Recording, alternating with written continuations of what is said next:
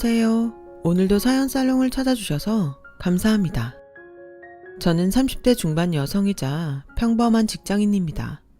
제가 시댁을 외면하고 친정으로 돌아오게 만들었던 꿀사 나온 시모와 도련님에 대한 이야기를 들려드리고자 해요. 어릴 적 저희 집은 무척 가난했어요. 어머니의 아버지, 4살 터울 오빠, 그리고 저, 이렇게 4식구가 반지하 단칸방에서 옹기종기 모여 살았습니다. 저와 오빠는 교복을 살 돈이 없어서 졸업생 선배들이 학교에 벗어두고 간 교복을 물려 입어야만 했어요. 저희 남매의 이름으로 나오는 저소득층 급식 꿈나무 카드로 가족 모두가 끼니를 때우는 일도 자주 있었습니다. 특히나 오빠는 공부를 잘했음에도 불구하고 대학교를 가지 못했어요. 학자금 대출을 받으면 등록금이야 될 수 있었지만 집안 사정상 학자금 대출 이자도 부담되었을 뿐더러 대학 다니면 용돈이니 뭐니 참 많이 들어가잖아요. 그래서 오빠는 20살이 되기 무섭게 대학 대신 입대했고 직업군인을 선택했어요. 부모님께서는 많이 배운 분들은 아니셨지만 저희 남매를 위해 허드렛 일도 마다하지 않는 등 참 열심히 사셨죠. 어머니께서는 주로 식당 아르바이트를 하셨고 아버지께서는 주어지는 일이라면 그게 무엇이든 가리지 않고 최선을 다했어요. 저희 가족의 찢어질 듯한 가난은 제가 고등학교를 졸업했을 무렵까지 계속되었어요. 그러던 어느 날 지인분의 망해가는 사업을 아주 헐값에 인수하셨던 아버지께서 마침내 성공을 이루셨어요. 첫 대형 수주를 따내면서 사업이 성공하게 되던 날, 아버지께서는 자신도 배우지 못했고 아들까지도 가르치지 못한 한을 저한테까지 물려주지 않겠다고 스스로 약속하시더군요. 유학이든 뭐든 제가 배우겠다는 건 다 지원해 주시겠다고 말씀해 주시면서 저에게도 약속을 하나 받아가셨어요. 딸, 어떤 사람이건 딸보다 많이 가졌다고 해서 고개 숙이지 말고, 딸보다 조금 부족하다고 해서 다른 사람들을 업신여기지 말고 약속해 줄 수 있지? 에이, 그걸 말이라고. 당연한 걸. 얘기 나온 김에 하나 더 약속해 줄래? 다른 사람들한테 베풀면서 살라고요? 어떻게 알았어? 아빠가 괜히 아빠인가? 내가 괜히 아빠 딸이고? 알았어요. 꼭 지키면서 살게. 걱정하지 마세요. 딸인 제가 봐도 참 좋은 부모님이셨어요. 제가 대학교를 졸업하자 부모님께서는 저를 미국에 유학을 보내주셨죠. 미국에서 배울 만큼 다 배우고 돌아온 뒤로는 아버지의 사업체에 취직해 직장 생활을 시작했습니다. 그 무렵 제 눈에 한 남자가 들어왔어요. 직장 근처 편의점에서 매니저로 근무하고 있던 남자였어요. 외모도 그저 그렇고 솔직히 직업도 미래가 밝다고는 할 수 없는 처지였는데 편의점 매니저라는 일이 사장 말 한마디면 하루아침에 실직자가 되는 게 종종 있는 일이었거든요. 지금도 그런데 훨씬 전인 그때는 더 심했죠. 하지만 저는 그 남자가 무척 마음에 들었어요. 1년 365일 비가 오나 눈이 오나 내일 같은 자리에서 같은 모습으로 열심히 일하는 성실한 모습 때문이었죠. 그런 남자의 모습에서 과거 가난했지만 성실하게 사셨던 부모님의 모습을 겹쳐보았어요. 우리 엄마 아빠처럼 성실하게 사는 남자라면 자격은 충분하다 라는 생각에 연애를 하게 되었어요. 그리고 얼마 지나지 않아 결혼을 하게 되었고요. 제가 프로포즈를 하던 날 남자친구는 걱정부터 하더라고요. 나야 자기 사랑하지 하는데 근데 뭐가 문제야? 대충 눈치채고 있었잖아. 우리 집이 좀 가난해. 좀 많이. 아, 이 인간이 날 뭘로 보고 진짜. 응? 내가 자기 조건 보고 결혼하자고 하는 것 같아? 난 당신 하나 보고 결혼하자고 하는 거야. 그리고 나는 뭐 태어날 때부터 성공집안 딸이었는 줄 아나? 나도 얼마 전까지만 해도 남부럽지 않게 가난했다고. 남자친구의 집은 한참 어려운 시절 저의 친정의 모습을 연상하게 만들 만큼 가난했어요. 반지하 단칸방에 시어머니, 남자친구, 남동생 이렇게 세 식구가 옹기종기 모여 사는 모습부터가 그랬죠. 생활고에 시달리는 시어머니의 모습에서는 어렵던 시절 친정어머니의 모습이 보였고 두 자식을 마음껏 가르치지 못한 죄인이라며 한탄하는 시어머니에게서는 친정오빠가 직업군인이 되기 위해 입대하던 날 남몰래 눈물 짓던 친정아버지 모습이 떠올랐어요. 그래서 저는 결심했죠. 나의 세 식구들이 가난의 아픔을 더 겪지 않게 해주겠다. 친정 부모님께서 베풀고 살라는 말씀처럼. 그래서 저는 결혼 직후부터 시댁에 많은 도움을 드렸어요. 도련님에게는 친정아버지의 사업체에 일자리를 마련해 드렸어요. 대표이사인 친정아버지와 도련님이 사돈이라는 이유로 업무상 특혜는 전혀 주어지지 않았지만 그렇다고 차별도 없는 아주 평범한 직장 생활이 되었죠. 시어머니께는 친정아버지께서 마련해 주신 저희 부부의 신혼집에서 함께 지낼 것을 권유드렸어요. 아무래도 곰팡이가 덕지덕지 올라온 반지하 단칸방에 혼자 지내시게 둘 수가 없더라고요. 친정어머니가 저희 부부의 결혼 선물로 주신 외제차도 시어머니께서 언제든 편하게 쓰실 수 있도록 키를 건네드렸어요. 보험료며 차량 유지비 같은 것들도 모두 제가 부담해드렸고요. 하지만 남편만큼은 제 도움을 거절했습니다. 왜? 내가 이러는 게 부담돼? 부담이라기보다는 나까지 도움을 받게 돼버리면 우리 가족 전체가 당신한테 의존하게 되어버릴까봐 그게 걱정이지. 그래서 나까지 당신한테 기대면 너무 염치가 없는 것 같아. 그래서 난 그냥 나 스스로 열심히 살아보려고. 당신한테 손 안 벌리면서도 당신한테 당당한 남편이고 싶어.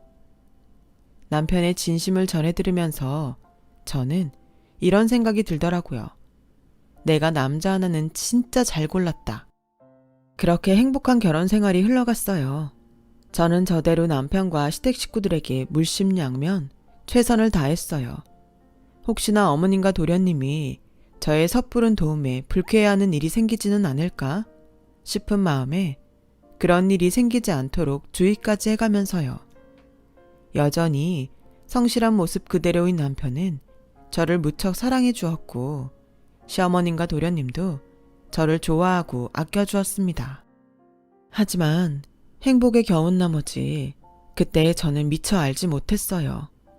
즐거운 결혼 생활이 그 짧은 행복이 끝나가고 있다는 사실을 말이죠. 남편이 뇌종양에 걸렸어요. 저와 친정 식구들은 남편의 치료를 위해 최선을 다했지만 남편은 곧 짧은 생을 마감하고야 말았죠. 우리 가족들한테 묶여있지 말고 당신의 삶을 찾아서 오래오래 행복하게 살라는 유언과 함께요. 저는 남편의 유언 중에서 오래오래 행복하게 살라는 부분만 지켜주기로 했어요. 남편의 발인이 있던 날 시어머니와 도련님에게 약속드렸습니다. 저 어디 안 가요. 밀어내려고 하셔도 소용없어요. 저는 앞으로 쭉 어머님 며느리, 도련님 형수할 거니까. 그렇게 해주겠니? 당연하죠. 제가 어느 집 며느린데요. 고맙다, 고마워. 저는 그 약속을 지키기 위해 최선을 다했어요. 하늘나라로 떠난 남편이 아무 걱정 없이 푹 쉴 수 있도록 시어머님과 도련님에게 최선을 다한 거예요. 그러던 어느 날 친정 오빠가 저에게 소개팅 자리를 주선해 주더군요. 친정 오빠는 소개팅남이 육군 사관학교를 졸업한 전도 유명한 수재에 마음가짐과 몸가짐 모두가 반듯한 사람이라고 자랑을 했죠. 그 심정을 이해는 해요. 아직 한참 젊은 동생이 미망인이 되어버린 것도 안타까운데 그런 제가 평생을 시어머님과 도련님의 뒷바라지를 하며 살 생각을 하고 있으니까 친정오빠된 입장에서는 그것이 무척 안쓰러웠겠죠. 하지만 저는 이런지 아예 거절했습니다. 비록 세상을 떠났지만 아직까지는 남편의 아내이고 싶었어요. 그런데 친정오빠가 소개팅 자리를 주선해 주었다는 사실을 알게 된 날부터 시어머님께서 이상한 행동을 보이기 시작했습니다. 저에게 시어머님 당신의 둘째 아들과 재혼하라는 권유를 하기 시작한 거예요. 저에게는 남편의 동생이자 저를 형수라고 부르던 도련님과의 재혼을 말이죠. 이상하고 황당했다기보다는 많이 놀랐죠. 시어머님께서 마음의 병으로 인해 정신이 흐려졌다고 생각했거든요. 왜 그런 말도 있잖아요. 남편 잃은 여자는 미망인, 아내 없는 여자는 호라비, 부모 잃은 아이는 고아.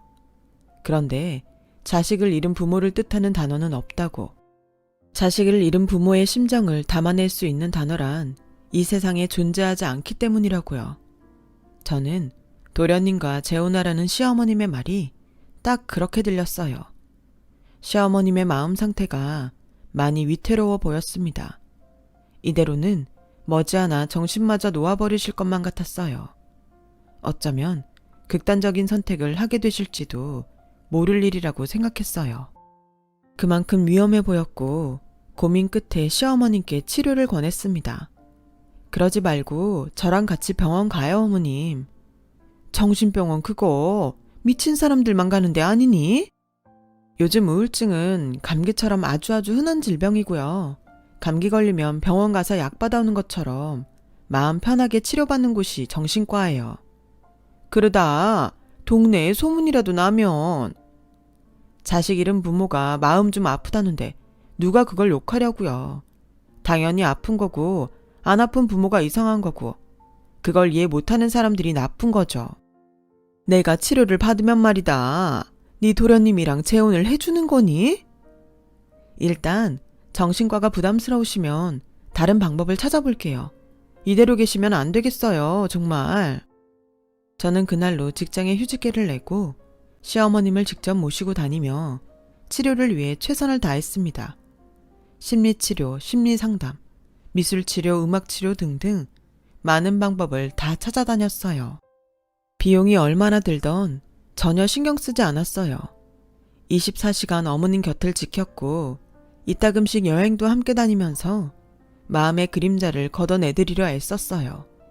하지만 시어머님께서는 좀처럼 달라지지 않더군요. 하루가 멀다 하고 무언가에 쫓기기라도 하는 사람처럼 도련님과의 재혼 이야기를 꺼내더라고요. 그때마다 저는 완강하게 거절하면서도 시어머님께 호소했어요. 제발 그런 말씀 하지 마세요, 어머님. 이러실 때마다 제 마음이 얼마나 찢어지고 얼마나 걱정되는데요. 가볍게 듣지 말어. 아파서 하는 말이 아니고 어디까지나 진심이니까. 자꾸 그런 생각하지 마시고요. 생각해서도 안 되고 있어서도 안 되는 일이잖아요. 남들 시선이 어떻건 우리 가족만 행복하면 되는 거 아니니? 아니요, 아닙니다. 안 돼요. 정 마음이 적적하시면 다음 주에는 해외를 한번 다녀올까요? 어머님 해외여행은 처음이시죠? 이런 식이었어요. 시어머님의 재혼 타령은 갈수록 심해졌고 그만큼이나 저의 걱정은 커졌죠. 가끔 불쑥불쑥 화가 날 때도 있었지만 시어머님의 말씀이 진심이라고는 전혀 생각하지도 않았던 탓에 많이 아프셔서 그런다 스스로를 달랬어요. 그렇잖아요. 세상 어느 시어머니가 남편 잃은 맏며느리에게 자기 둘째 아들과의 재혼을 권유하겠냐고요. 어지간히 미친 사람이 아니고서야 감히 상상할 수조차 없는 일이죠. 저조차 상상할 수 없는 일이었고요. 시어머님의 끝없는 도련님과의 재혼 타령에 저는 갈수록 지쳐가더군요. 그러던 어느 날은 판단력이 형편없이 흐려지신 상황 속에서도 둘째 며느리 생각만큼은 간절하셔서 저러나 싶은 생각이 들더군요. 그래서 저는 도련님에게 소개팅 자리를 마련해 주었어요. 대단한 집안의 영예는 아니었지만 제 주변 중에서는 제일 괜찮은 여성을 소개시켜 줬어요. 물론 그 여성분의 동의하에 이루어진 소개팅이었죠. 그러나 소개팅을 파토내고 돌아온 도련님이 저에게 딱 이러더군요. 다 필요 없고 나랑 결혼합시다, 형수. 도련님, 제정신이세요? 까이꺼, 형이 살아있는 것도 아니고 형수는 여자고 나는 남잔데 못할 거 뭐 있어? 마지막 경고예요. 말씀 가려 하세요. 저 여자 아니고 형수예요. 애 둘셋 낳고 살면 되는 거지. 형수는 무슨? 그때까지만 해도 이 모자가 저에게 왜 이러는지는 도통 알 수가 없었죠. 그렇다고 해서 그 말을 더 듣고 앉아있을 이유도 없었죠. 저는 그 길로 시댁과의 모든 관계 단절을 선언하며 짐을 챙겨 친정으로 돌아왔어요. 친정 부모님께서는 무슨 일이 있었냐고 물으셨지만 저는 차마 어떤 설명도 할 수가 없었습니다. 지금에서야 이렇게 말하는 거지 그걸 대체 어떤 말로 어떻게 정리해서 설명을 하느냐고요. 보편적인 인간 상식으로는 도저히 존재 자체가 불가능한 생각인데요. 그래서 그냥 얼버무리고 말았어요. 그 사태를 잘 정리한 뒤에 걱정하시지 않게 설명을 드리겠다고 다짐하면서요. 하지만 이 미친 모자는 저에게 생각을 정리할 시간마저 주지 않더라고요. 제가 지방 출장에서 돌아오던 날 시어머님과 도련님이 저희 친정에 쳐들어왔더군요. 그리고선 하는 말이 상견례차 왔어요. 댁내 따님과 저희 둘째 아들을 재혼시킬까 합니다. 어머님! 나 귀 안 먹었다 얘. 됐고요. 마주하고 있기도 역겨우니까 나가세요. 경찰을 불러야 나가시겠어요? 어디 어른 앞에서 목소리를 높여. 막말로다가 어차피 재혼하면 한 이불 덮을 사이인데 사돈들도 알 건 알아야지. 친정어머니께서는 뒷목을 잡으셨고 친정아버지께서는 너무도 해괴한 상황에 차마 당황하지도 못한 채로 진심이냐며 몇 차례 되물으셨어요. 시어머님과 도련님은 저의 친정이 난장판이 되었거나 말거나 손주는 둘 정도 안겨드릴 예정이라는 둥, 건강한 아이를 위해서 저의 난자 검사를 시켜주면 고맙겠다는 둥 헛소리만 짓거리더라고요. 심지어 도련님은 저에게 피임 같은 거 할 생각은 말라는 개소리까지 던졌습니다. 그 순간 저는 도련님의 뺨을 날리는 동시에 시신 직전인 친정 어머님을 위해 구급차를 불렀어요. 그리고는 경찰에 도련님을 신고했고요. 성희롱으로요. 결국 시어머님과 도련님은 경찰서로 연행되었고 저는 우선 친정엄마를 응급실에 모셨습니다. 이게 다 무슨 난리냐며 당혹스러워하는 친정부모님을 달래놓고는 곧장 도련님이 성희롱 혐의로 조사받고 있는 경찰서로 향했죠. 그리고는 시댁과의 관계는 파국을 맞았죠. 저한테 진짜 왜 이러십니까? 제가 뭘 부족하게 해드렸던가요? 아니다. 그럼 도련님 소개팅 해드렸던 여자가 마음에 안 들던가요? 아니, 솔직히 지금 같아서는 제가 그 여자한테 못할 짓을 했구나 싶기도 한데 어쨌든 그런 거 다 떠나서 그분이 부족했던가요? 그러자 저를 한참이나 쏘아보던 시어머니께서 대뜸 이러는 거예요. 재혼 생각했다면서. 친정 오빠가 맞선 자리를 마련해주긴 했어요. 근데 이게 지금 이 일이랑 대체 무슨 상관인 거죠? 그동안 네 도움 덕분에 수월하게 지냈는데 내가 다른 남자랑 재혼을 해버리면 그 돈이 다 엄한 남자 것이 되지를 않니? 결국 돈 때문이라는 말씀이시네요. 왜? 그러면 좀 안 된다던? 차라리 내 둘째 아들이랑 결혼해서 살아. 남자 별거 없다. 이부자리 속에서만 잘해주면 그게 최고야. 벌레 같은 것들. 그 말을 꾹 눌러 삼켰습니다. 벌레들은 사람 말을 못 알아듣잖아요. 벌레한테 벌레라고 해봤자 욕도 아닐 뿐더러 그게 욕인지도 모르잖아요. 그래서 어떻게 했냐고요? 벌레는 때려잡아야죠. 파리채로 짓뭉개든 F킬러를 뿌려대든 해서요. 그렇게 해주기로 결심했습니다. 결심을 굳힌 저는 시어머님과 도련님의 마음을 모두 이해하고 동의하는 척 연기를 시작했어요. 도련님을 향했던 성희롱 고소도 취하하고 도련님과의 재혼에도 흔쾌히 동의하는 척 위장했죠.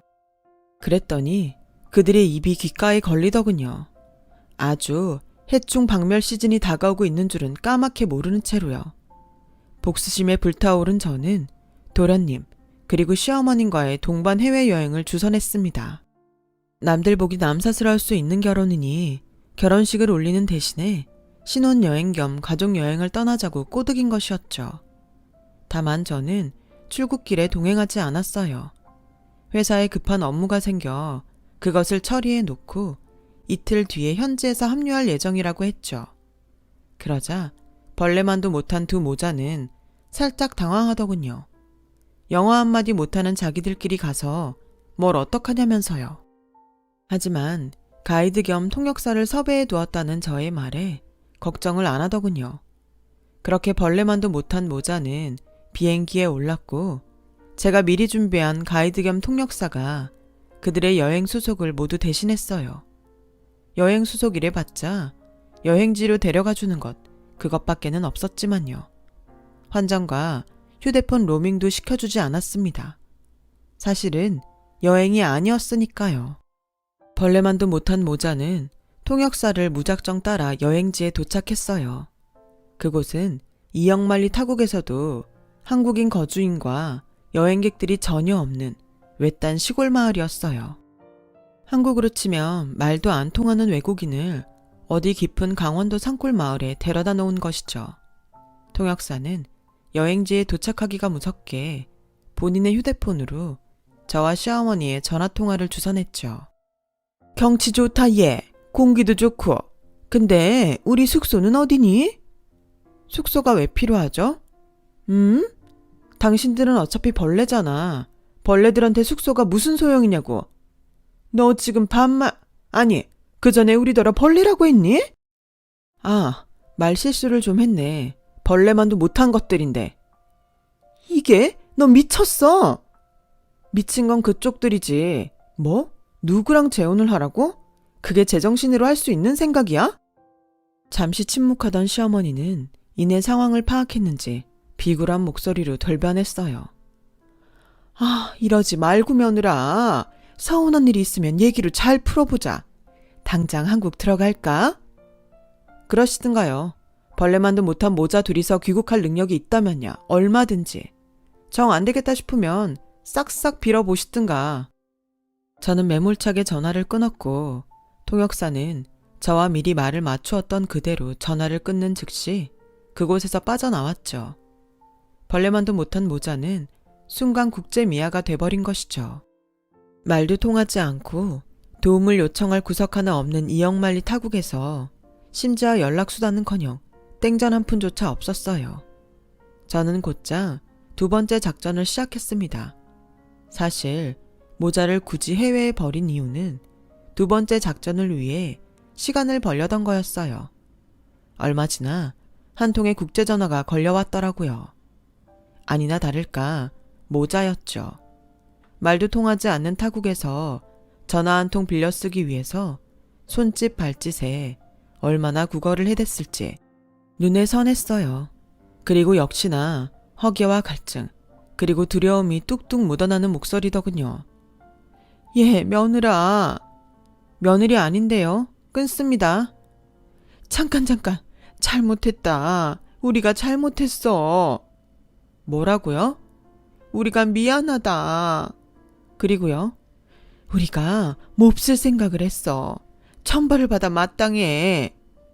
그런데요. 제발 살려만 줘. 여기 말도 안 통하고 춥고 배고프고 목도 말라서 죽겠다. 무서워. 살려드리면요. 앞으로 안 그럴게. 근처에 얼씬도 안 하면서 평생 참여하는 마음으로 살게. 잘못했어. 늙은이가 이렇게 빌게.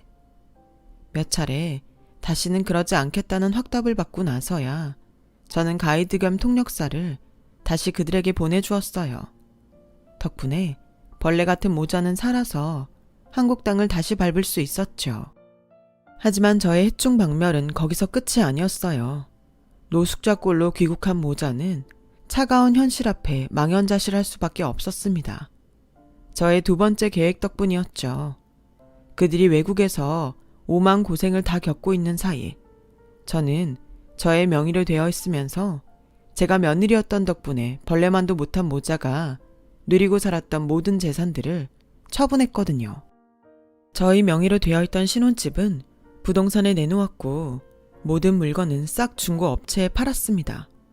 시어머니가 편하게 쓰시도록 드렸던 외제차도 중고차 업체에 넘겼죠.